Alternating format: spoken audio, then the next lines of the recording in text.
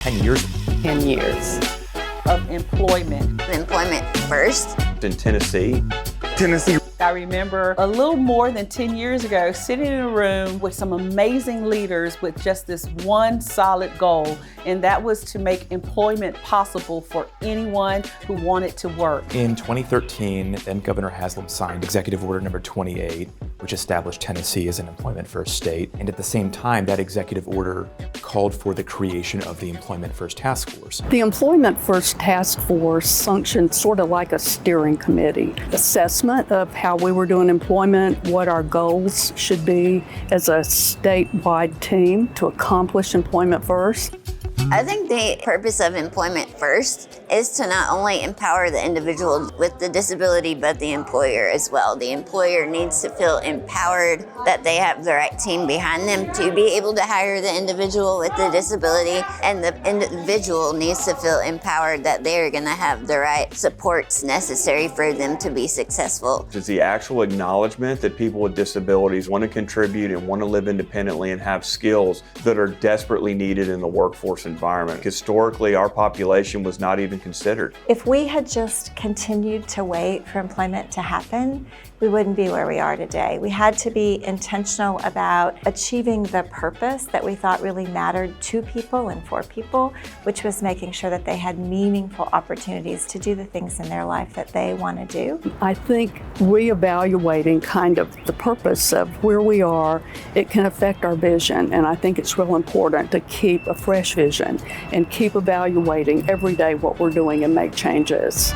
Progress. I think it's important to understand our history about where we were as a community serving individuals with disabilities in the state of Tennessee. There really wasn't a lot out there, if anything. Historically, folks with disabilities were housed in institutions. They never had the opportunity to really be engaged in their community.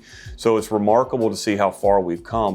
Before the Employment First movement, services in Tennessee generally were congregated, and by that I mean people in service would meet together, maybe in a sheltered workshop. It was fairly segregated programs. I think it was a lot more fragmented. It was siloed. It was very disjointed. There was not a lot of consistency. If you didn't know about a certain service or support, you might not even know to apply. 10 years ago, it was more if they go to work and if that. I think now it's the expectation. I think the biggest progress in Tennessee with the employment is we have more individuals with disabilities that have gotten jobs.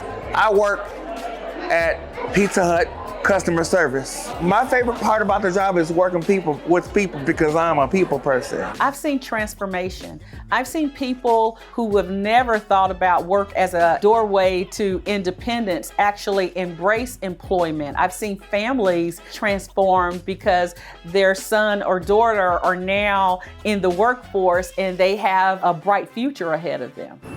Many more people not only become employed, but enter their community, become a critical part and member of their community, as well as just grow individually. It is impacting people without disabilities and having them to see that people with disabilities have strengths, they have abilities. It's that we are past the days of having low expectations. I think we're all at the table now, and we all agree wholeheartedly that employment first is just part of who we are.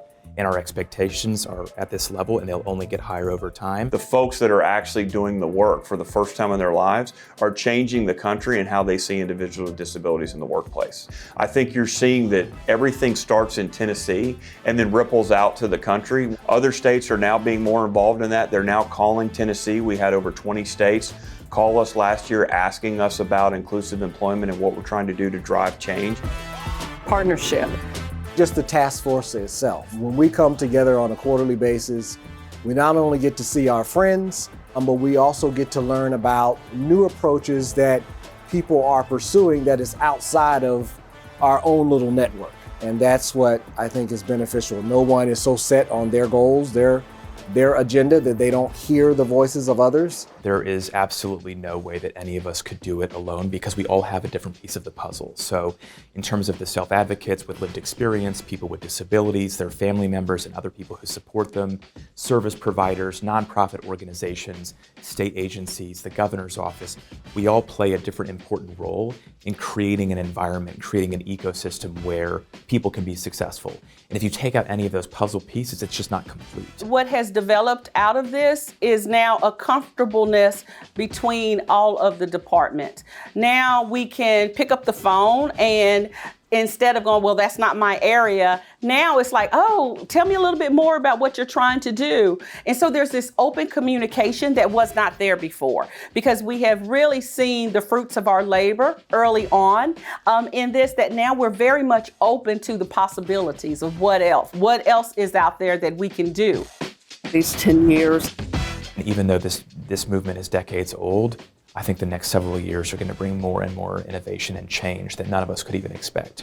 The biggest thing that needs to be improved is more involvement with employers, and the biggest thing is for employers to not look down or at people with disabilities. I think more work that needs to be done are in the areas of transportation and housing. I have no doubt we'll do that. We just aren't there yet. The next 10 years, I really just hope to see more people with disabilities being hired. And I would really love our work in our state to be where a person with varying abilities can walk through a door and get whatever service best suits their needs. To just keep trying to be the tip of the spear, really drive change in the state of Tennessee, but in a very productive and positive way. We're not here to be punitive. We're not here to try to drive people by guilt. What we want to do is create stories where people are acknowledged for their talent, their abilities, and the opportunities they have to contribute to businesses every single day across the state. That's what the future holds for Tennessee, and I'm thrilled to death to be a part of it because we're going to continue to drive change and make sure that every single Tennessean with a disability has the opportunity to live independently, work independently, and create a brighter future for themselves and their loved ones.